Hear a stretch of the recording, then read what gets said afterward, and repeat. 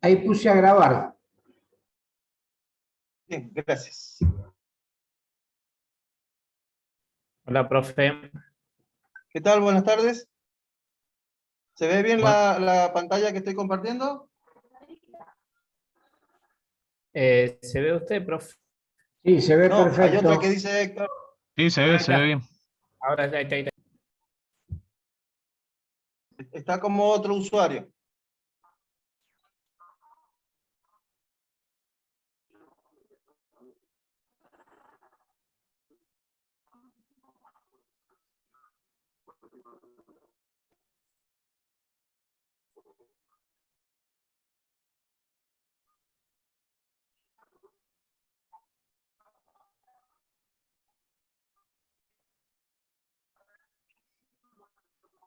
Esperamos un poquito que se sume alguien más y arrancamos.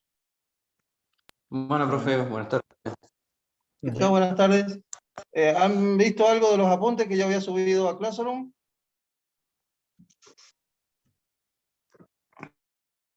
Sí, profe. Sí. Bien, entonces, bueno, ahora vamos a hacer, la clase anterior quedó, sí, tuve problemas de conectividad, entonces, bueno, vamos a hacer un repaso rápido de lo que vimos la otra clase, y vamos a seguir con la clase 2 y ver si podemos ver, aunque sea el principio de la clase 3. Una vez que terminemos estas dos, la 1 y 2, en Classroom voy a subir un pequeño cuestionario para que vayan reafirmando los conocimientos y me lo van a presentar. Son unas preguntas sobre lo que hemos visto.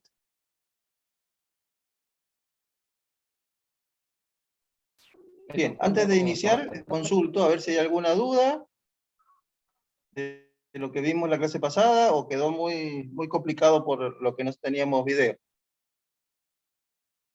Sí, profe, o sea, como que en un punto me perdí yo. No podía seguir el hilo.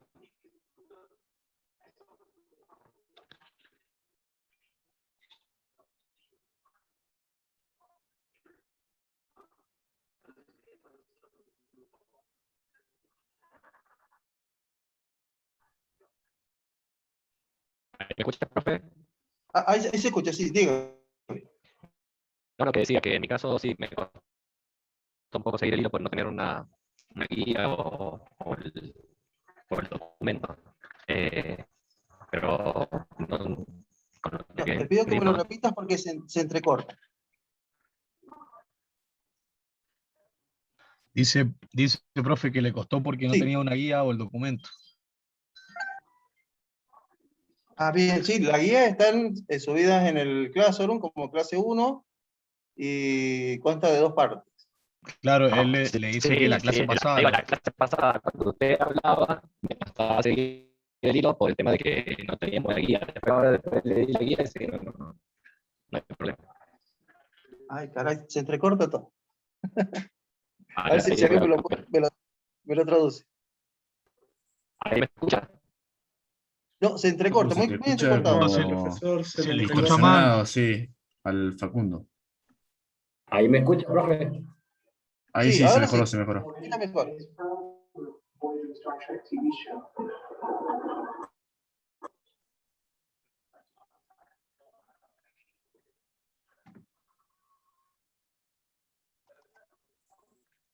Ahí me Bueno, escucha. Facu, no te... A ver si me repites. ¿Se escucha ahí o se escucha entrecortado? Te escucha entrecortado. A ver, voy a ver si puedo cambiar el micrófono. Se escucha distorsionado.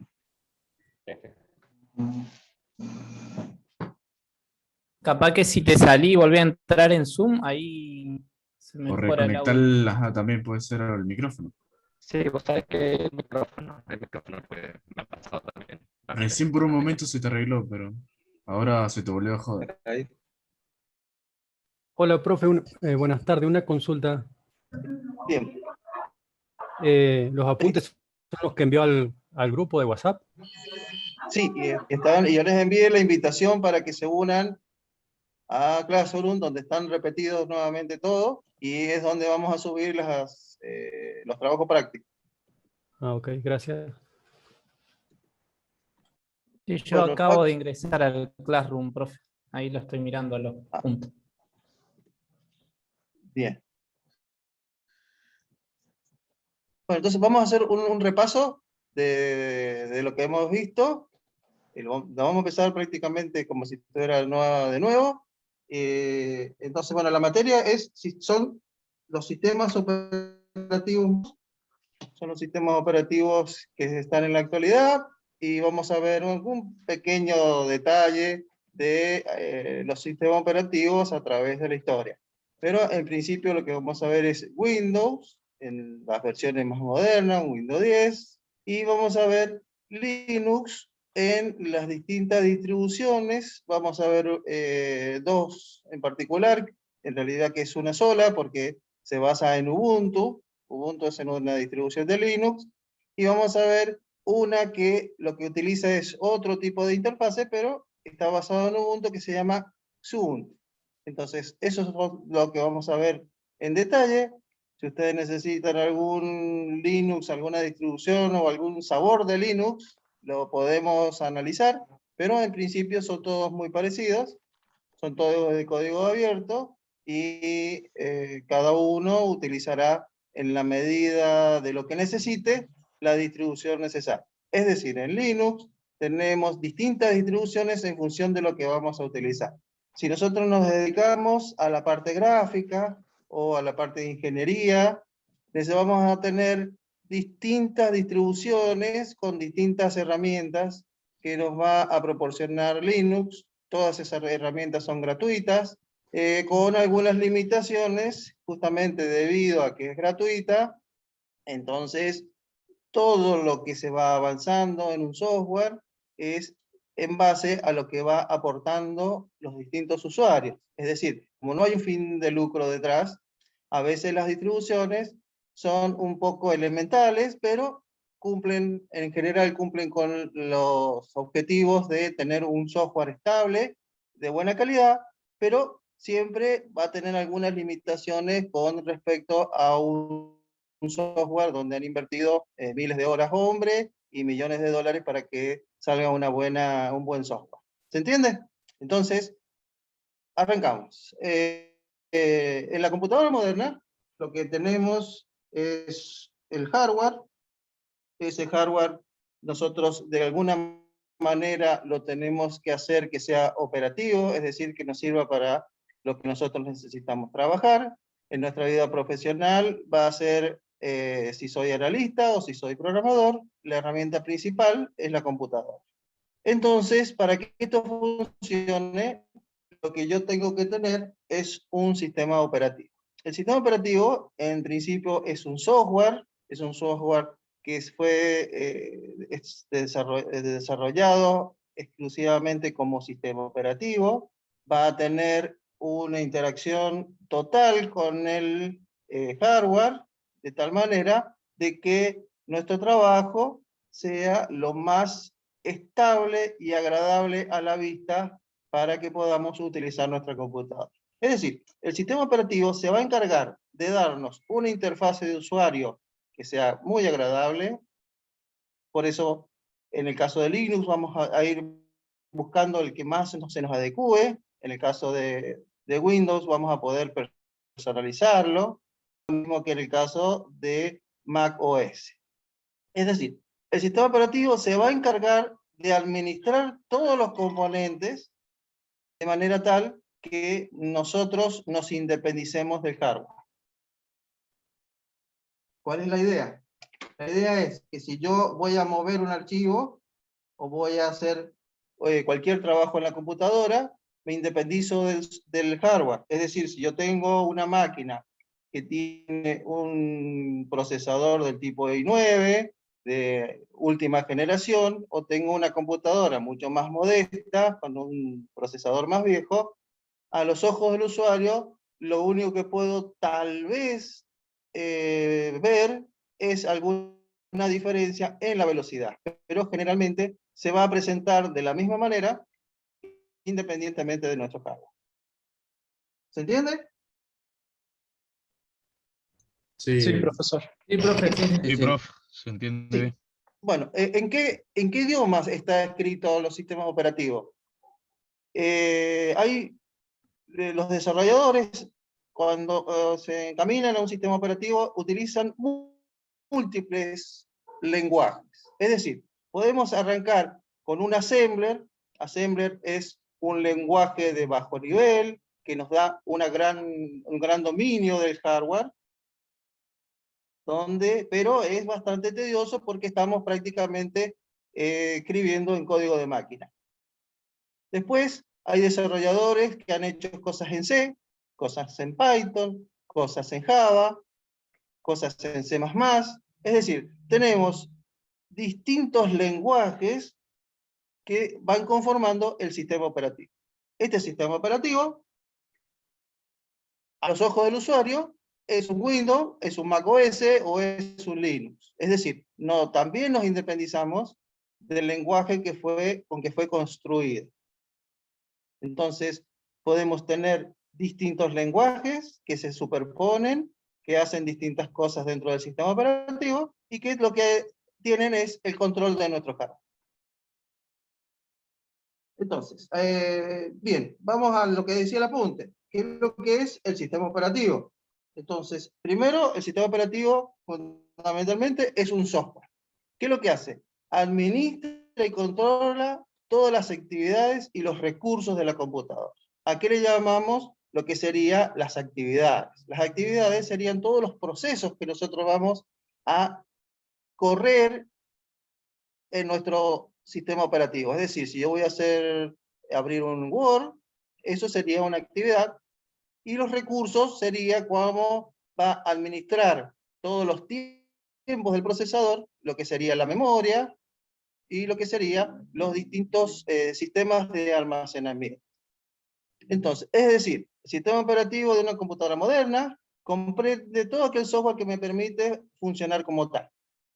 Por lo tanto, este software está integrado con un conjunto de herramientas. Es decir, es un software muy complejo. Un Linux puede tener entre 3 o 4 millones de instrucciones. Windows, su kernel no lo ha mostrado, entonces no podemos tener una visión de su software como sistema operativo, pero se supone que tiene también varios millones de instrucciones.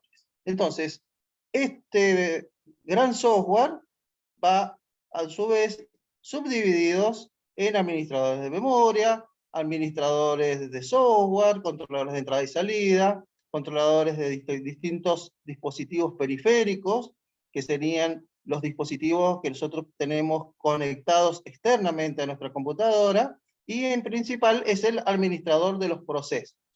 Es decir, es el que va a realizar todos los elementos, va a administrar todos los elementos necesarios para que nuestro proceso en una computadora o en otra sean exactamente iguales. Es decir, nuestra interfase de usuario va a ser igual independientemente del hardware que tenemos.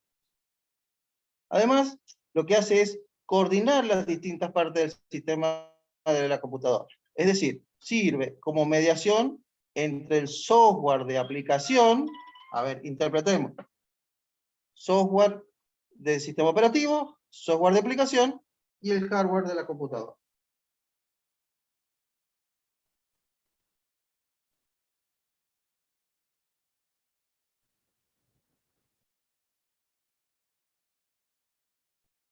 Bien, vamos a ver qué es lo que hace el sistema operativo.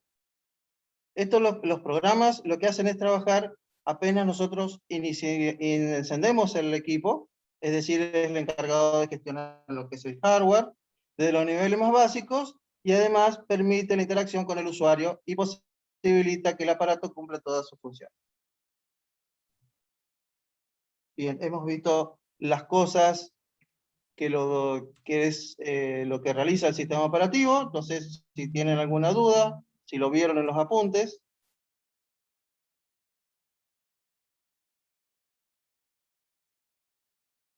Vamos con los ejemplos. Eso lo vimos la clase pasada.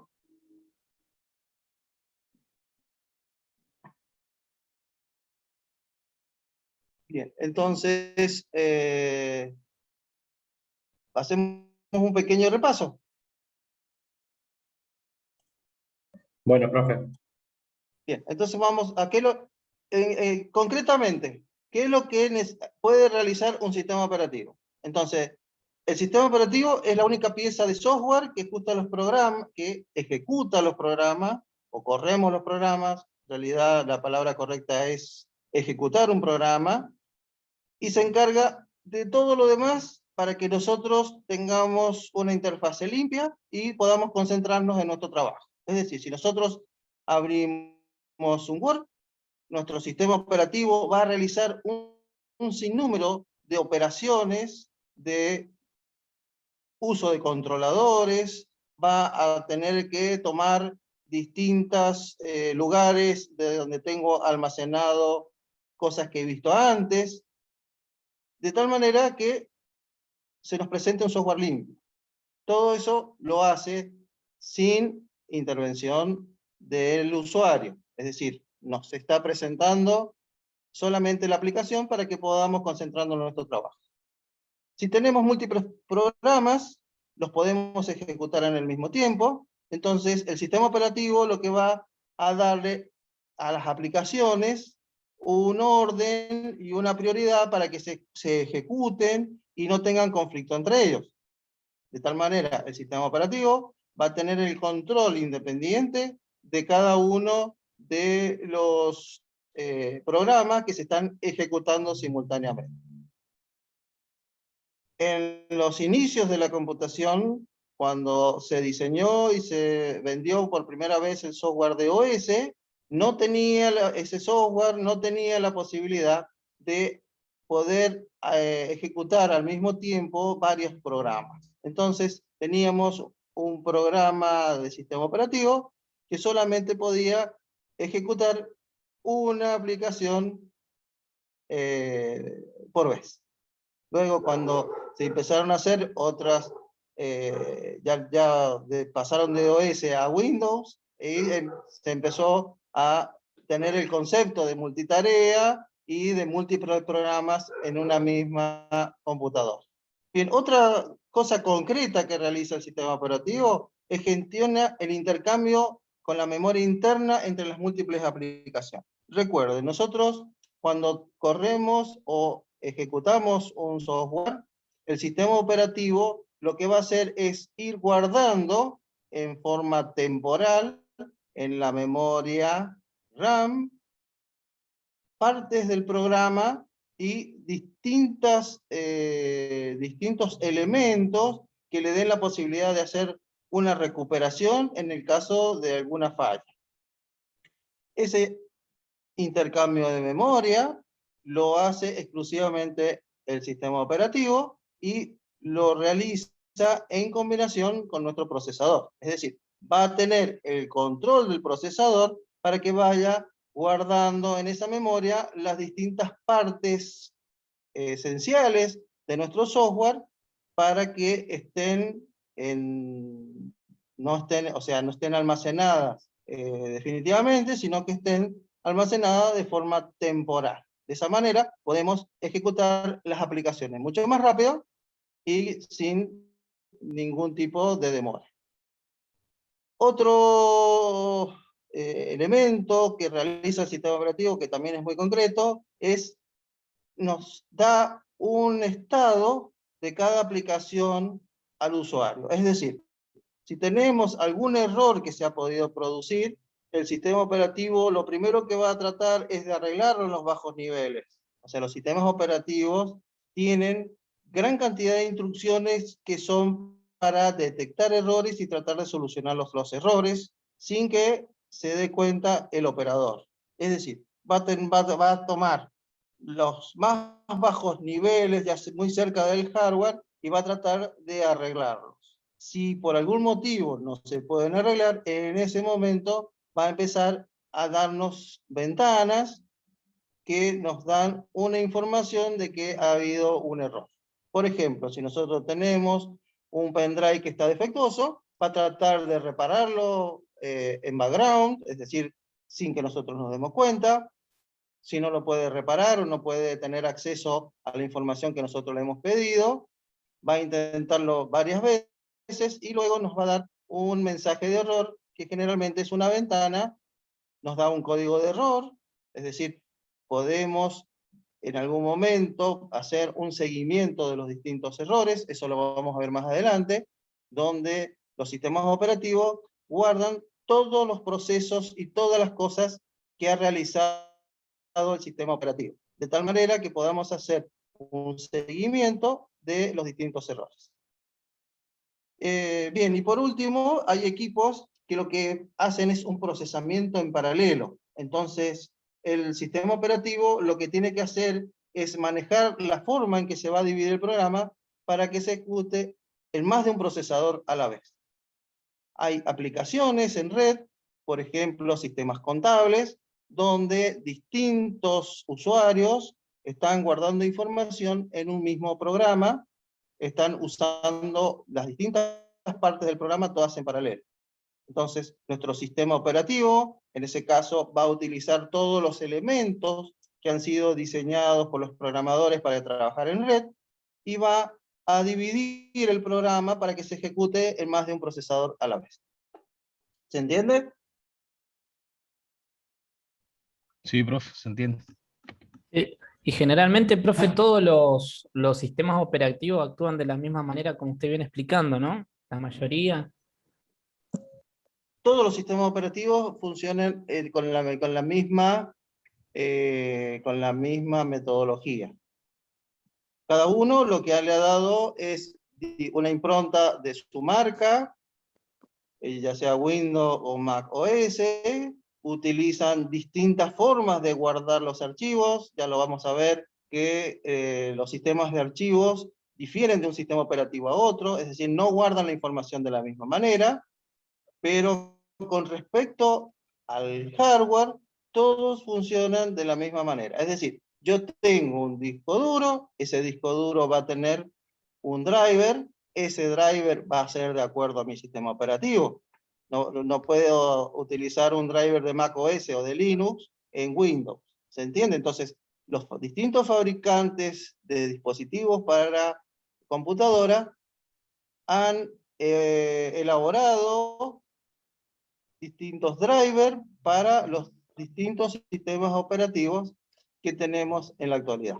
Entonces, el sistema operativo, a través de esos drivers, nos va a dar la posibilidad de independizarnos del hardware. Javier me pregunta cuántos sistemas operativos puede tener la computadora. Nosotros podemos tener una gran cantidad de sistemas operativos en la computadora a través de dos sistemas.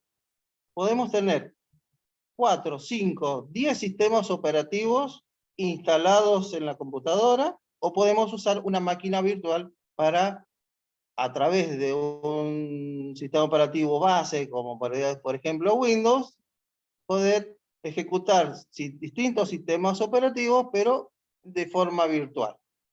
En el caso que nosotros instalemos distintos sistemas operativos, en los dispositivos de almacenamiento se van a crear lugares especiales para cada sistema operativo y pueden convivir n número de sistemas operativos. Es decir, yo puedo tener un DOS, Windows 7, Windows 10, Linux, Mac OS, pero la limitación que tiene cuando está instalado es que lo puedo correr de a uno por vez.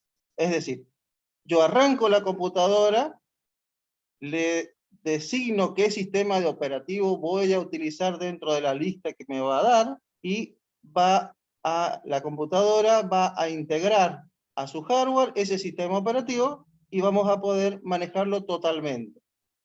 Las máquinas virtuales nos dan una mayor posibilidad de analizar sistemas operativos, pero en el caso que yo necesite utilizarlos, la mejor forma de hacerlo es a través de la instalación. Es decir, voy a instalar tantos sistemas operativos como necesite, y esos sistemas operativos, a través de un menú de inicio, que ya lo vamos a ver en detalle, nos va a dar la posibilidad de ejecutar el sistema operativo que necesita. ¿Se queda claro?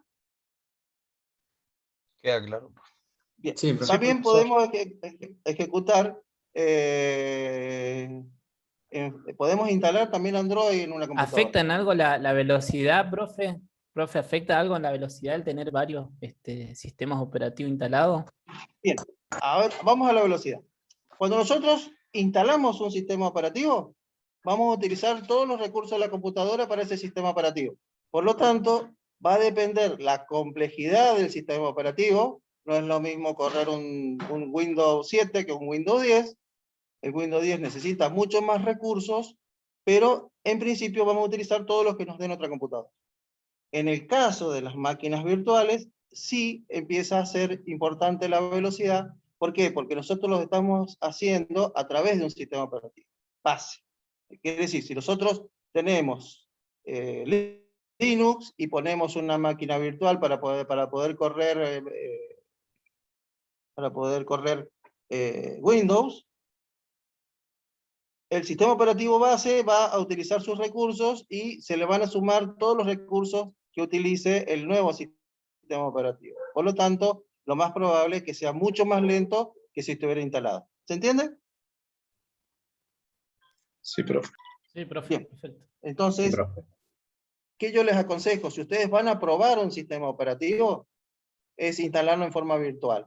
Si ustedes van a trabajar con distintos sistemas operativos, porque hay empresas, por ejemplo, que les sucede que se encuentran con aplicaciones que han sido desarrolladas especialmente para la empresa, y actualizarlas al nuevo sistema operativo es tremendamente costoso, o ya no existen los programadores, con lo cual tendrían que hacer un sistema operativo, o sea, un sistema para su empresa nuevo. Entonces, es importante que deciden tomar la instalación de distintos sistemas operativos para poder, de alguna manera, dentro de la empresa, solucionar ese problema de compatibilidad con los sistemas operativos. Bien, sigamos.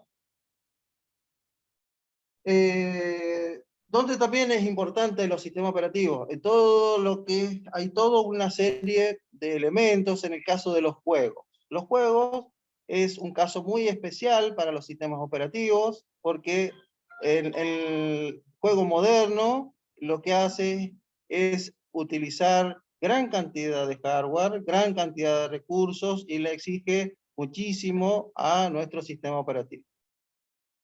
Pero independientemente del sistema operativo que nosotros tengamos, podríamos correr una aplicación, por ejemplo un juego, un Minecraft, y lo podríamos tener en distintas computadoras, y la única limitación que podemos tener es tal vez algún elemento gráfico debido a las limitaciones del software de cada uno. Pero en principio, nosotros como usuarios no vamos a notar la diferencia, ya que el sistema operativo lo que hace es traducir todas las instrucciones para manejar el hardware.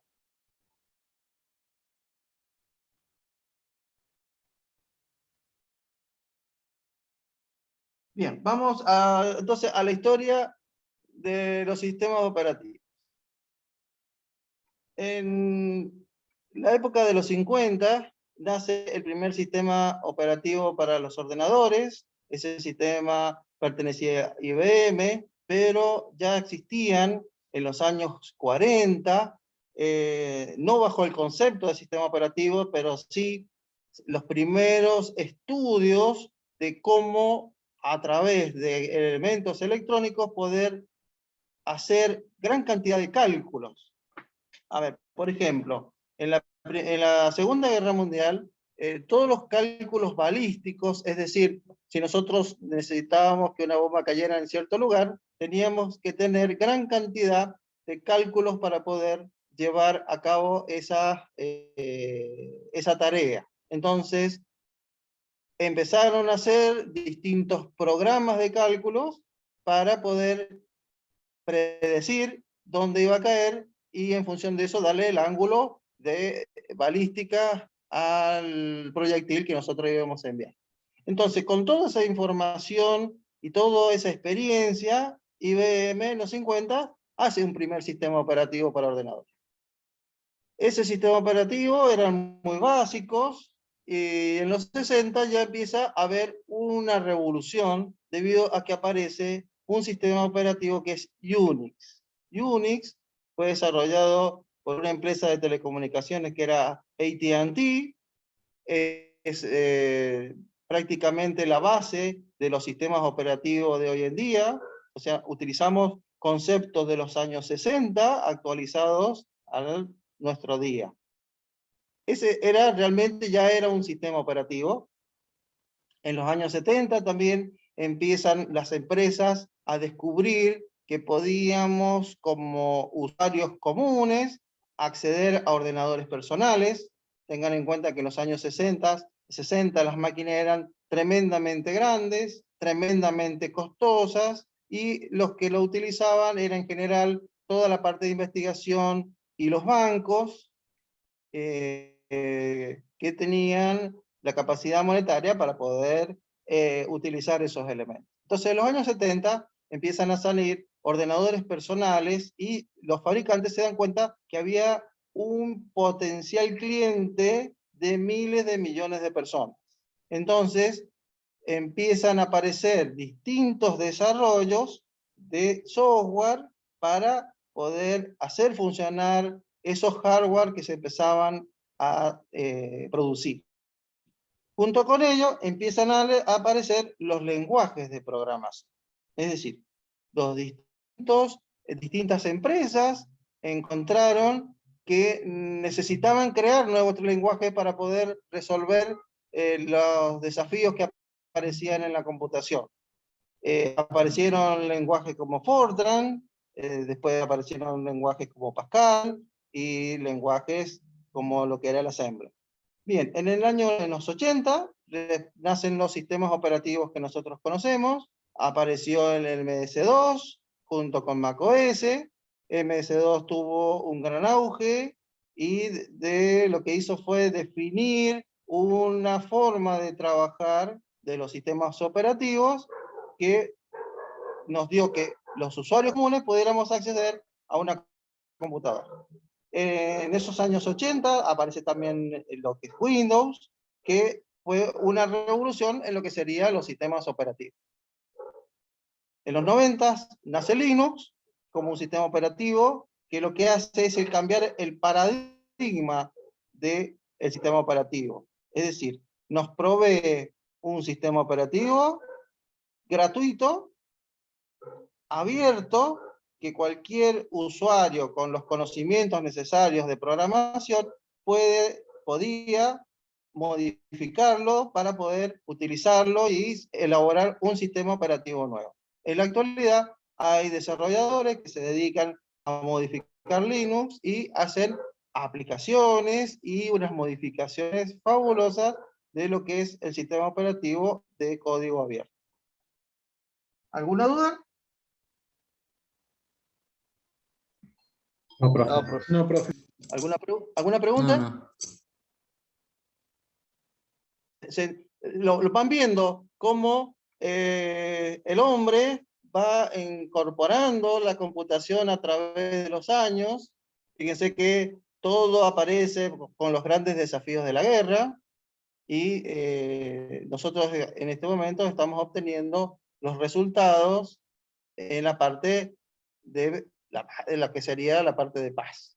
Nosotros tenemos sistemas operativos y aplicaciones que prácticamente han invadido la vida del ser humano moderno. Bien, entonces, todo sistema operativo tiene una parte principal y una parte que es la parte más cercana al hardware. Tanto Linux como Windows como macOS tienen un núcleo. Ese núcleo es lo que nosotros llamamos kernel. La palabra kernel viene del alemán, que significa corazón o núcleo. Entonces, esa parte es la encargada de hacer toda la administración de los recursos de nuestra computadora y va a tener pleno contacto con el hardware. Eso en la parte de kernel vamos a encontrar que tanto Windows como Mac OS, su kernel no es de código abierto, Entonces nosotros no tenemos de forma de poder modificar un sistema operativo ni de Windows o de macOS, y bueno, por eso es importante el nuevo paradigma que aparece del código abierto, de todo lo que es desarrollo de software de código abierto, de tal manera que quede de acceso gratuito a las distintas personas. Pero en principio el sistema operativo tiene el núcleo, es la parte más importante. Recuerden, volvemos a repetir, es la que tiene el contacto pleno y administra el hardware. Y a través de un sistema principal o shell, lo que hace es darnos la interfase con nuestro usuario. El shell normalmente es un programa que tiene todo el aspecto de un DOS.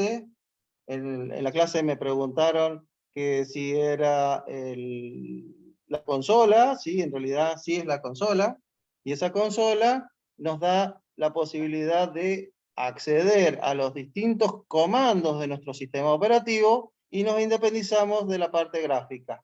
Entonces nos provee una forma de acceder a los servicios del sistema operativo, y después vamos a ver bien qué es lo que la diferencia entre procesos y servicios, pero ahora me quedo con que el usuario accede a los servicios del sistema operativo, y en Linux nosotros no lo llamamos shell, sino que es bash, y depende de la interfaz que utilicemos, vamos a tener uno de texto, vamos a tener uno gráfico, y actualmente han nacido algunos de los que son de lenguaje natural, que va más orientado al sistema operativo para niños.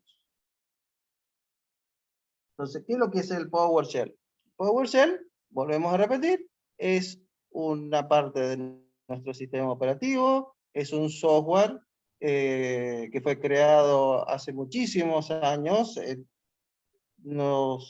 PowerShell lo va arrastrando, por ejemplo, Windows desde el principio, y nos da una herramienta para poder ejecutar las distintas partes de nuestro sistema operativo en un modo consola. No es una herramienta poco conocida, pero es una buena herramienta para solucionar problemas cuando no nos inicia nuestro sistema operativo. En el caso de Windows, si no se iniciara, hay técnicas para poder de alguna manera ejecutar el shell y poder solucionar la computadora sin tener que formatear. ¿Se entiende?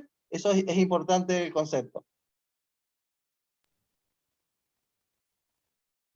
No sé si alguien ha trabajado alguna vez recuperando alguna máquina que no inicializa.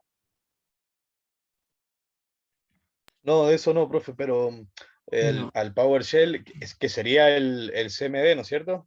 Sí, señor, exactamente. Bueno, ese lo he usado mucho para instalar programas o cosas. Bien. Es importante, tengan en cuenta que toma mayor protagonismo en lo que es Linux. Entonces, en las clases siguientes vamos a hacer una pequeña tarea, que es un trabajo práctico, donde yo les voy a explicar, en el caso de que Windows no arranque, cómo a través de una imagen del sistema operativo podemos recuperarlo sin tener que formatear. Además, vamos a ver cuál es el problema que ha surgido en el sistema operativo para que no arranque y la computadora prácticamente nos quede fuera de servicio. Entonces, bien, acá me dice que Alejandro ha hecho ping con otras PC. Bien, la consola nos da la posibilidad, si nosotros ejecutamos la palabra msconfig, vamos a tener el IP de la computadora, y si hacemos un ping a una dirección, vamos a tener si nos conectamos o no con ese puerto. Pero eso lo vamos a ver más adelante. Entonces, ¿cómo abrimos el PowerShell? PowerShell, vamos a tomar el simbolito de Windows, la tecla Windows, y vamos a poner R, y nos va a abrir la consola, y vamos a entrar directamente. Espérenme que voy a pasar a otro que tengo.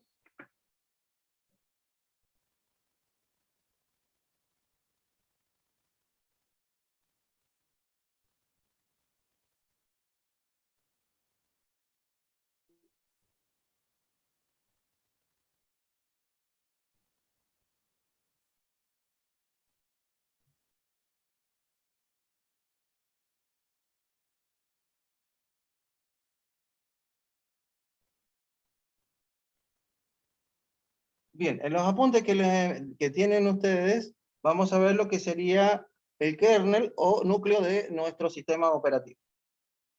Como habíamos dicho anteriormente, el kernel deriva la palabra de núcleo en alemán, y como núcleo se refiere a un software que lo que hace es relacionar todas las aplicaciones que tenemos ejecutándose en la computadora con el hardware de nuestra PC.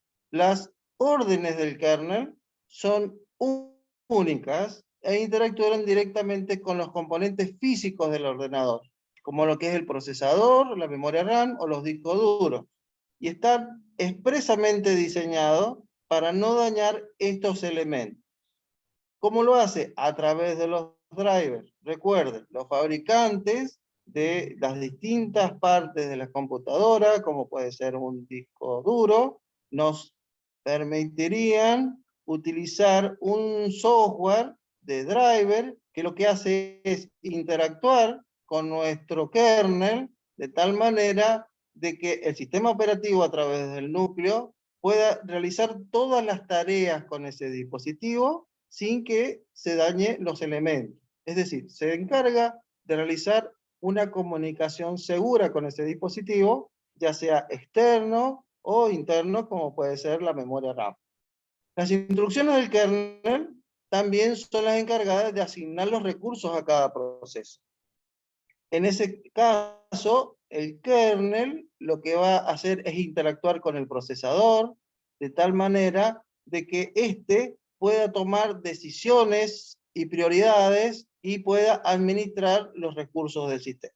El procesador por sí mismo no puede hacerlo, sino que el control lo toma en nuestro sistema de núcleo, o sea, nuestro núcleo del sistema, y es el que va a interactuar con el procesador para que éste pueda realizar todas las asignaciones de recursos para que se puedan realizar eficientemente todos los procesos.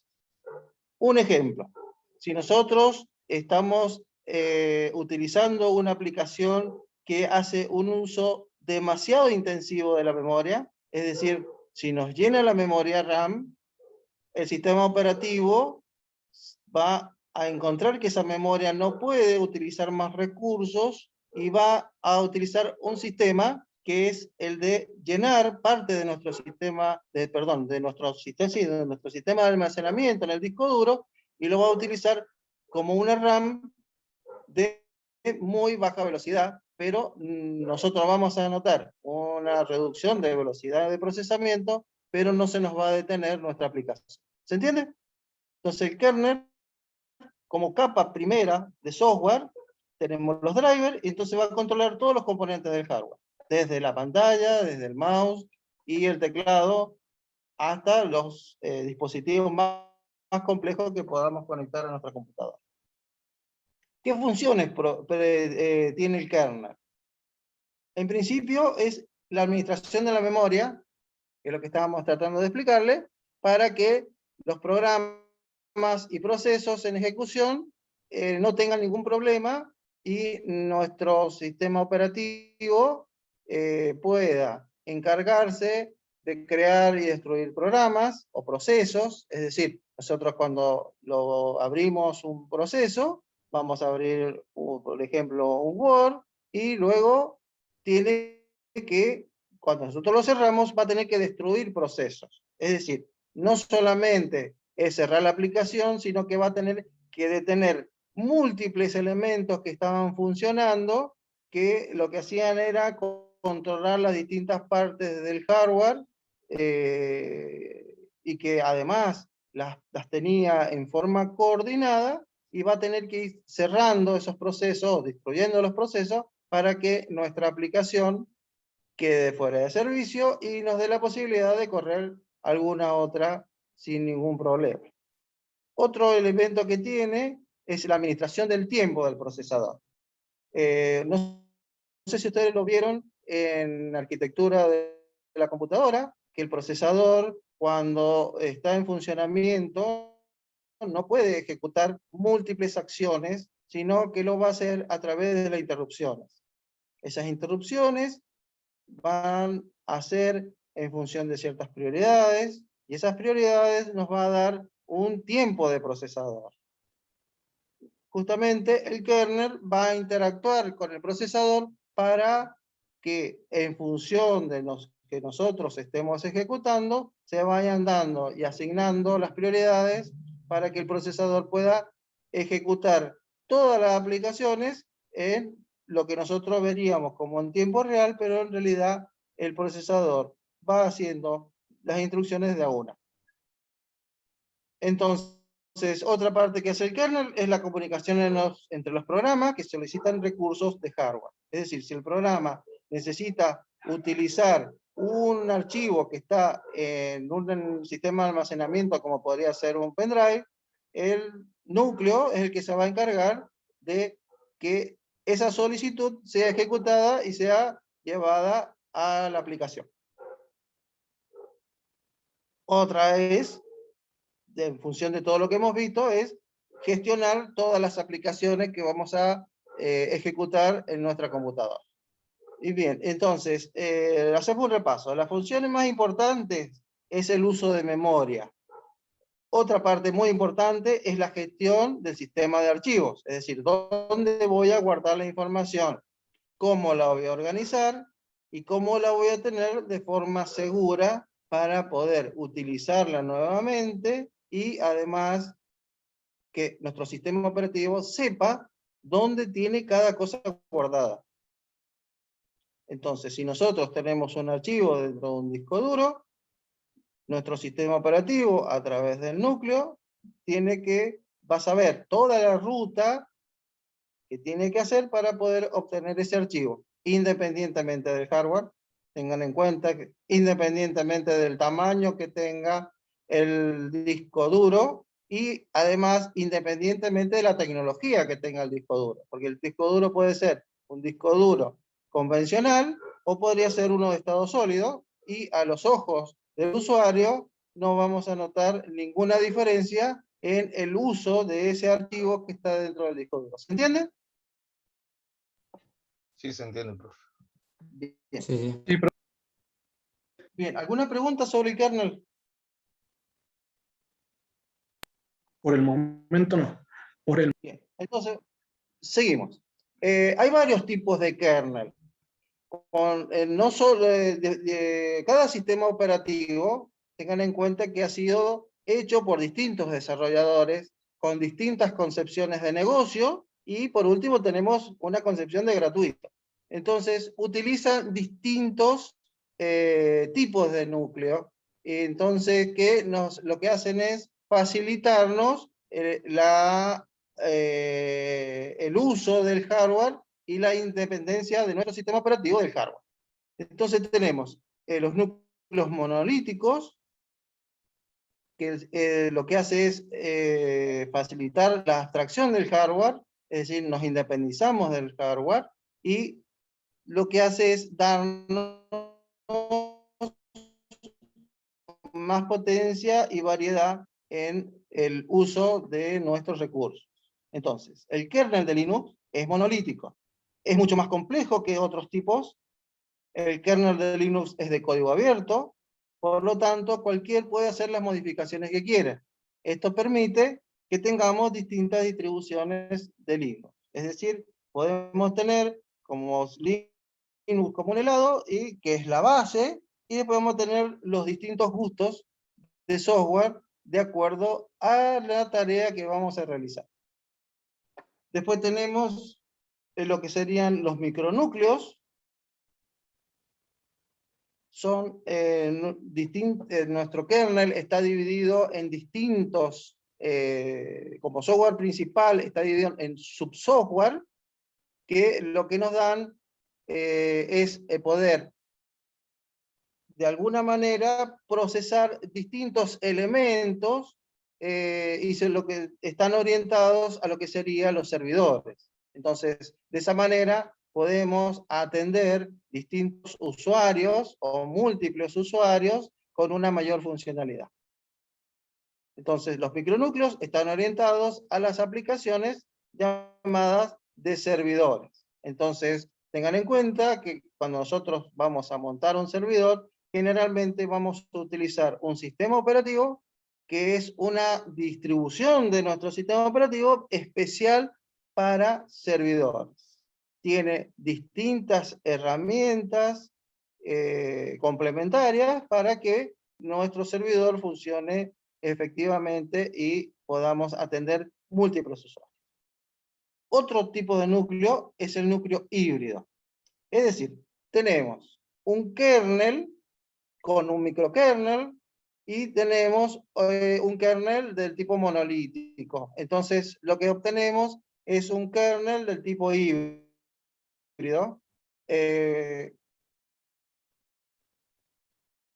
Claro, exactamente. Entonces, me pregunta Sebastián, dice, si el núcleo es de código abierto, el sistema operativo es de código abierto.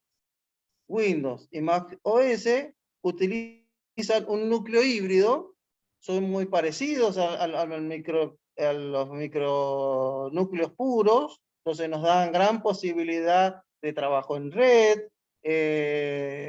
tenemos códigos adicionales para que se ejecuten mucho más rápido.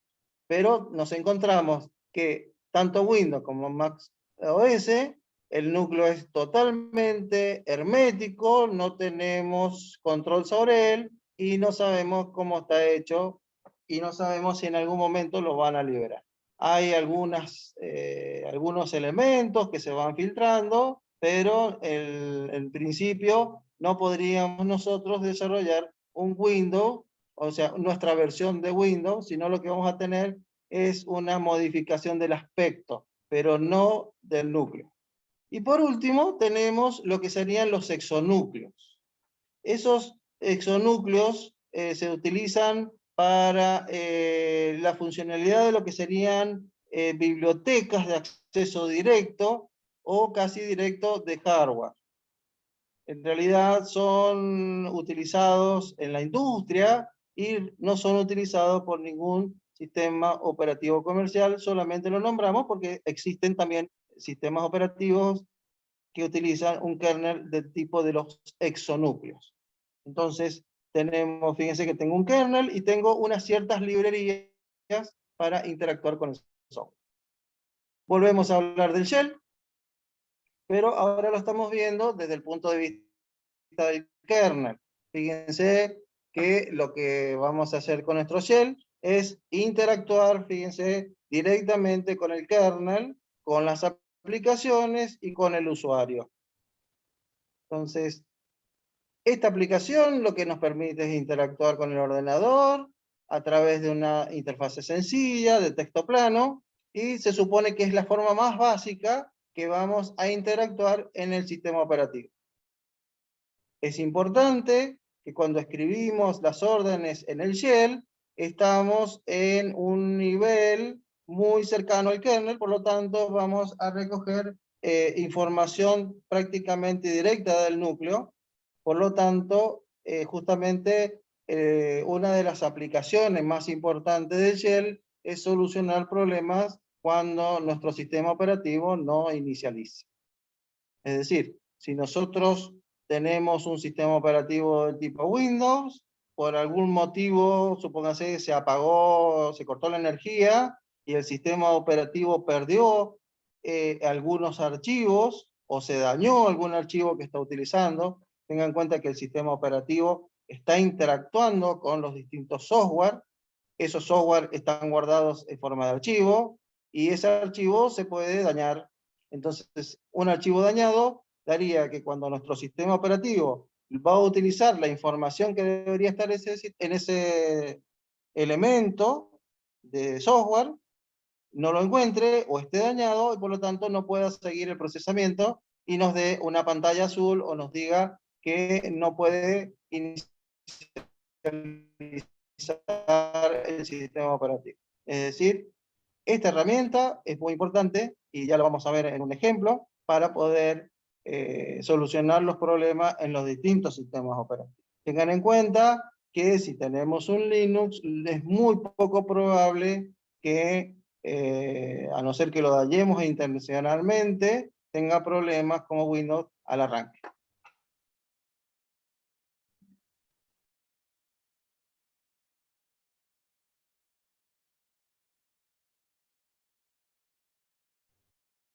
por último, lo que vamos a ver es una clasificación de los sistemas operativos.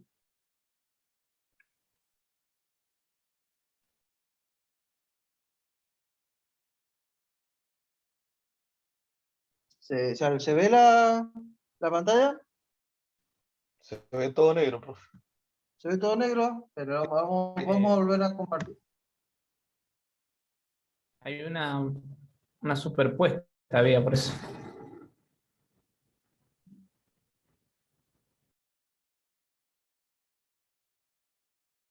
Ahí estamos. Ahí está. Ahora sí. Bien. Entonces, ahora lo que vamos a ver es una de las clasificaciones en los sistemas operativos. No es muy importante, pero sí lo pide el programa, entonces lo vamos a ver. Entonces, los sistemas operativos los podemos clasificar de distintas formas. Es una forma de realmente que nos vamos a dirigir a un sistema operativo y lo vamos a ver desde el punto de vista de la administración de tareas. Cuando lo vemos desde el punto de vista de la tarea, tenemos que existen los sistemas operativos capaces de manejar un solo programa, son los monotareas, esos sistemas operativos ya casi cayeron en desuso, son los más antiguos, pero en algunas aplicaciones industriales existen sistemas operativos que son del tipo monotarea y que se utilizan actualmente, pero no están orientados a la PC. Y por último, tenemos lo que es la multitarea o multitasking, que es una característica propia de los sistemas operativos más avanzados, nos permite ejecutar varios procesos a la vez, es lo más común que nosotros vemos en una computadora. Nosotros cuando ejecutamos distintas partes estamos conectados a internet, estamos utilizando un procesador de texto, además estamos escuchando y viendo o escuchando música, estamos produciendo en el ordenador una multitarea. Y además tenemos, perdón, ese sería, sí, multitarea. Y además lo pueden utilizar distintos usuarios al mismo tiempo. Es decir, cuando yo tengo una red y tengo un sistema de administración o una base de datos, podemos tener sesiones remotas de red que lo que van a estar es todas conectadas a la computadora y se va a ejecutar a través del sistema operativo todas a la vez. Después tenemos según la administración del usuario.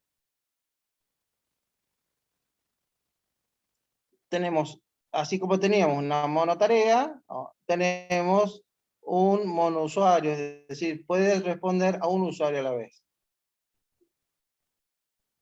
Existe un único usuario que lo que puede realizar es cualquier tipo de operación. Después tenemos lo que sería una clasificación de tipo multiusuario, es decir, tenemos varios usuarios que pueden acceder a los servicios y procesamientos al mismo tiempo.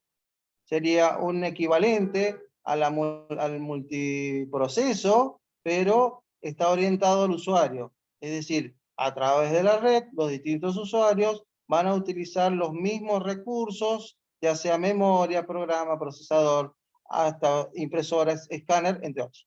Y después tenemos lo que sería un sistema operativo por lotes. Estos sistemas operativos por lotes lo que hacen es procesar gran cantidad de trabajos, tienen poca interacción con los usuarios, generalmente son sistemas operativos que realizan procesos intermedios entre las distintas partes de una red. Entonces, el programa lo que hace es ejecutar gran cantidad de trabajo como un lote, los realiza todo al mismo tiempo, entonces hay muy poca espera, y luego hace un procesamiento del tipo set. Entonces, ¿alguien pregunta?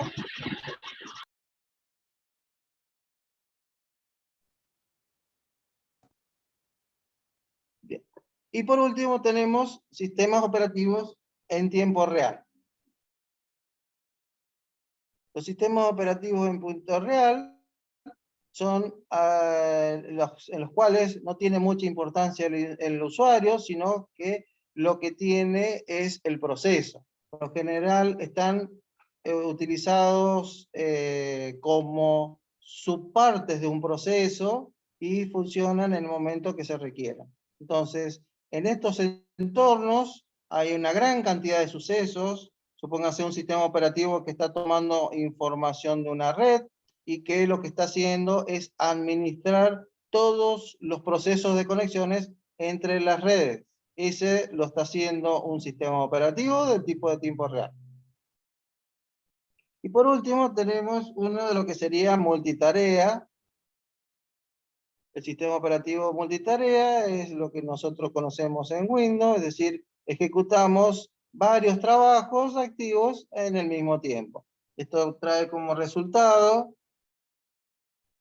que la unidad central de procesamiento, el CPU, siempre tenga alguna tarea que hay que ejecutar. Entonces, de esa manera, lo que hacemos es aprovechar al máximo los recursos de nuestra PC.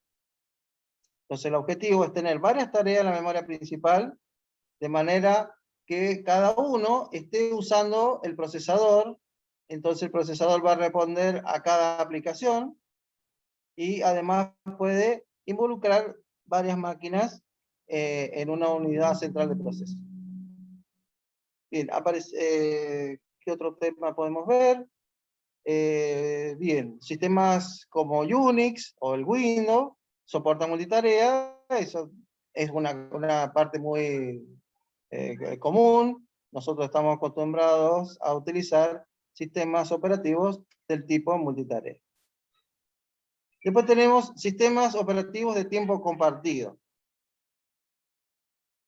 Dice, permite la simulación de que el sistema y sus recursos sean todos para un usuario.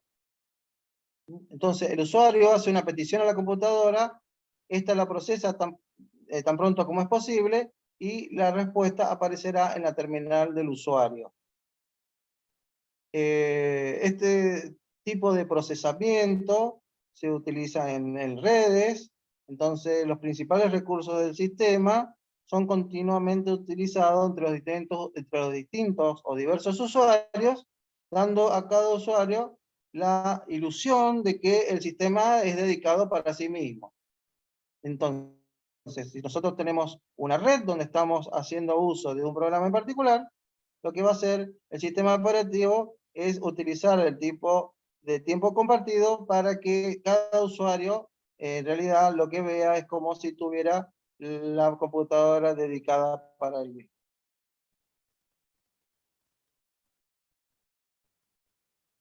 Bien, también tenemos otra clasificación que serían los sistemas operativos distribuidos.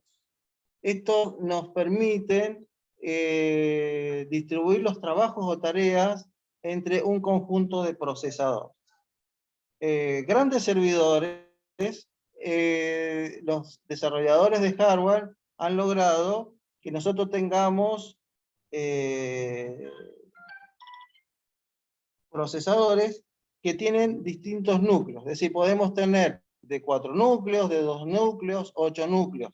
Pero también existen placas madre orientadas a los servidores que nos dan la posibilidad de que trabajen 2 o 4 procesadores en tándem, de tal manera de que se comporte como si fuera un solo procesador, y en realidad lo que tenemos no son 4 núcleos, sino que tenemos 4 procesadores, por ejemplo, con 8 núcleos, y lo que hacemos es que estos procesadores estén a través del sistema operativo del tipo distribuido, estén todos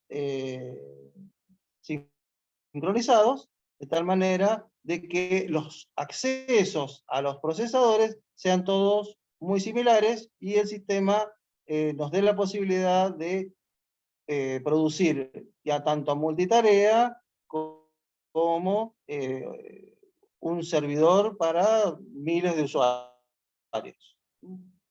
Estos sistemas distribuidos deben ser muy confiables, ya que un sistema, si una parte del componente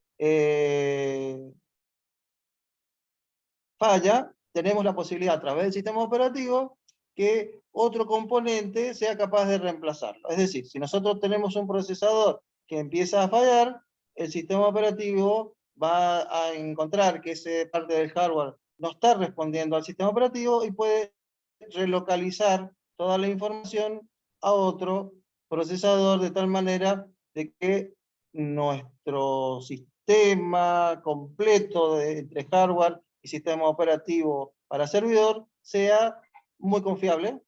Si nosotros fuéramos Google y tenemos que poder dar respuesta a millones de consultas a través de Internet, vamos a utilizar uno de estos tipos de sistemas operativos. Otra parte es importante, es el sistema operativo de red. Los sistemas operativos de red tienen aplicaciones especializadas para la parte de comunicaciones, normalmente tienen otro nombre. Bueno, nosotros, por ejemplo, tenemos en el caso de Windows, vamos a tener un Windows Server, o podemos tener un Unix, que ya es de red, o podemos tener un Linux del tipo server. Entonces, estos sistemas operativos están orientados especialmente a lo que sería la parte de red, nos da un gran control de los usuarios y podemos compartir diferentes recursos y toda la información del sistema a los distintos usuarios. Bien. Vemos los sistemas operativos, tenemos el Windows, es el más popular, después tenemos lo que es Linux, el Unix, podemos tener otro que es una distribución de Linux, que es lo que hablábamos, desarrolladores hicieron una distribución que se llama Fedora, que lo mantienen a través de una distribución de tipo de Red Hat, y lo que hace es hacer un proyecto comunitario donde distintos desarrolladores van incorporando partes al software, van sacando una versión que es la más estable y van haciendo un uso intensivo del código libre o del software libre. Es decir, vamos a tener Fedora, es de código abierto, y tiene, fíjense que tiene 3 versiones principales, tiene una parte de red, una parte de servidor y una parte de nube. Después tenemos Ubuntu, también está basado en Linux, es un sistema operativo que se desarrolló en Sudáfrica, es código abierto, y está enfocado, la palabra, a la lealtad del hombre, es decir, nuestro código es muy leal y está abierto para que pueda cualquier desarrollador con los conocimientos técnicos importantes hacer una distribución de este sistema operativo. Después tenemos el sistema operativo de Macintosh, que es el Mac OS. Normalmente lo conocemos como OS X. Y entonces, el entorno de estos fue basado en Unix. Tanto Linux como Mac OS parten de Unix. Y fue desarrollado por la firma Apple. Y bueno, es parte de una gran familia de software de sistemas operativos, y nos dan la posibilidad de hacer, de correr aplicaciones muy específicas y de gran calidad en función del dinero que nosotros poseamos para poder comprar esas aplicaciones. Esas aplicaciones son muy trabajadas, tienen muchísimas horas de desarrollo y están orientadas a un tipo de usuario que va a hacer un uso profesional del software. ¿Se entiende? ¿Alguna pregunta? No, profe, ninguno. No, profe, ninguno. Ninguna. Bueno, entonces ahí tenemos un pantallazo de lo que habíamos visto. Fíjense que les sigo mostrando distintos sistemas operativos. Eso ustedes léanlo. Y por último tenemos un sistema operativo que se ha impuesto, que es el de Chrome. En algún momento va a llegar al mercado. Y va a ser como una revolución junto con el que han desarrollado los chinos. Otro sistema operativo también importante es el de los sistemas orientados a los procesadores del tipo ARM, que son los de los celulares. El principal sistema operativo es el Android. Se utiliza, es un sistema operativo orientado a pantalla táctil y dispositivos móviles. Android también se basa en Linux, entonces es un sistema operativo bastante confiable, por eso lo utilizan prácticamente todos los que utilizan los fabricantes de celulares. Después tenemos Debian. Debian vamos a ver una instalación. También tiene un núcleo de Linux. Utiliza herramientas del tipo gráfico. Es un software libre. Y vamos a ver una instalación en función de que esté solo o que esté junto con un otro sistema operativo, como podría ser Windows. Y después tenemos BlackBerry OS. Fue un sistema operativo de celulares que tuvo mucho auge en los años 2000 y cayó en desuso debido a problemas que tenía la marca de los celulares. Pero si ustedes en algún momento ven en algún lugar de los años 2000, el BlackBerry era el top de los celulares y tenía una gran fortaleza en lo que era el sistema operativo que había sido desarrollado especialmente para ese celular. Por último, vamos a ver la diferencia entre un software libre y un software del tipo cerrado. Vamos a ver que un software libre lo que engloba es un tipo de aplicaciones, es una filosofía de vida, es un modelo de desarrollo de los programadores informáticos, donde la principal característica que tiene un software libre es que el código fuente, a partir de que se genera, es disponible a cualquier persona que lo quiera ver. Ya sea que tenga conocimientos o no de programación, podemos acceder a un código fuente de una aplicación de software libre, ya sea un sistema operativo o una aplicación. Después, cualquier persona puede realizar cambios a dicho código sin previo permiso. Los demás desarrolladores pueden proponer alternativas, si funciona bien o mal, pero normalmente lo que los van a dar, si ese software tiene cosas novedosas, son los usuarios. Y después cualquier persona puede distribuir el software original como el software modificado. No se puede vender, entonces el software libre es gratuito. Aunque podemos encontrar algunos paquetes que son pagos. Es una nueva filosofía que arrancó en el 2005, 2007, y bueno, pero son aplicaciones que llevan muchísimo desarrollo, pero tengan en cuenta que los valores de mercado son bajos.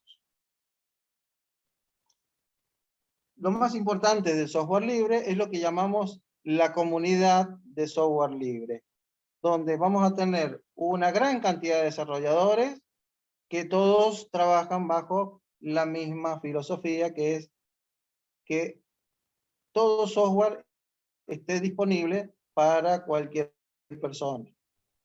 Entonces, nosotros, por ejemplo, podemos tener aplicaciones como el OpenOffice o un LibreOffice, podemos tener el Linux y podemos, por ejemplo, tener un navegador que también es de código libre. Hay aplicaciones que son del tipo científica, que es lo que hemos hablado. Tenemos distintas distribuciones de un software del tipo libre, y lo que vamos a tener es una gran cantidad de software en función de lo que nosotros vamos a utilizar. Entonces podemos tener un software de una aplicación científica, podemos tener un software para juegos, y podemos tener un software para utilidades, siempre hablando de un sistema operativo. Quiere decir que nuestro sistema operativo, con nosotros como usuario, nos va a mostrar partes que nos interesa para nuestro trabajo.